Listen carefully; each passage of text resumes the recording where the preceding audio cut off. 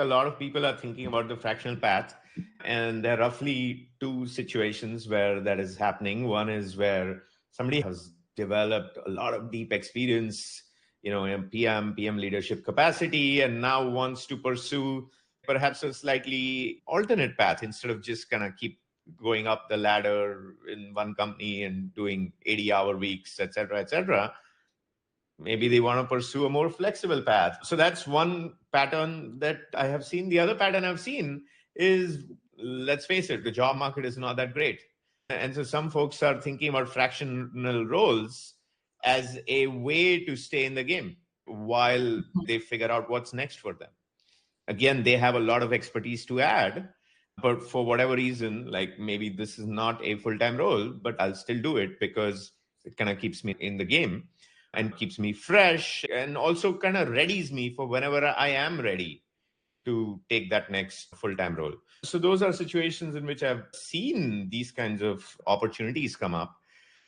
My overall take is, first of all, these roles are not as glamorous as they might seem from the outside. So that's one. Now, I'll tell you, as a 27-year-old, 28-year-old, so this would be a very long time ago, I talked to somebody who was doing this kind of fractional role. I asked them a question that is very similar to this question, which is like, so what are your thoughts on fractional roles?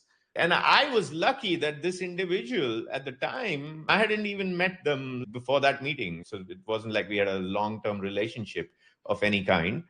But this individual pointed out to me that you should realize that most of the time that you're spending is not doing this product fractional work. You're spending in getting work.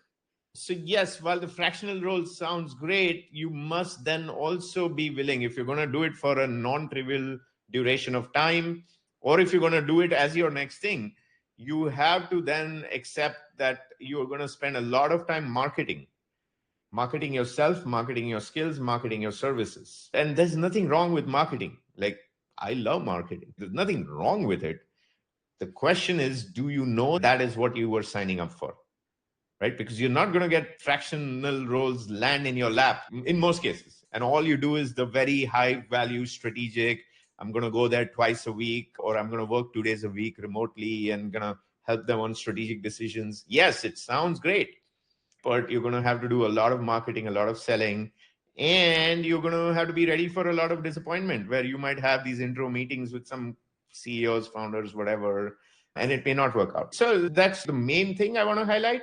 Other than that, the only other thing I would say is, if you are thinking that it's going to be a complete replacement income-wise to a typical full-time role, then again, be sure what you're getting into and what you're signing up for, because you might find that it may not fully replace that income. For most people, it doesn't fully replace that income of a typical full-time role, even though your hourly rate or whatever the rate is, your retainer, however you are doing this, that looks high. In practice, what happens is these are short-term assignments. You will have moments of lull and no projects, or basically under-allocated. So for most people, it does not replace their former full-time income, which may be okay. In fact, it is okay for some people because they get the variety, they get the excitement, and they get the schedule flexibility. So there's nothing wrong with it, but one needs to be aware that that is likely to be the case. So those would be a couple of things that I would share that most people are not thinking about.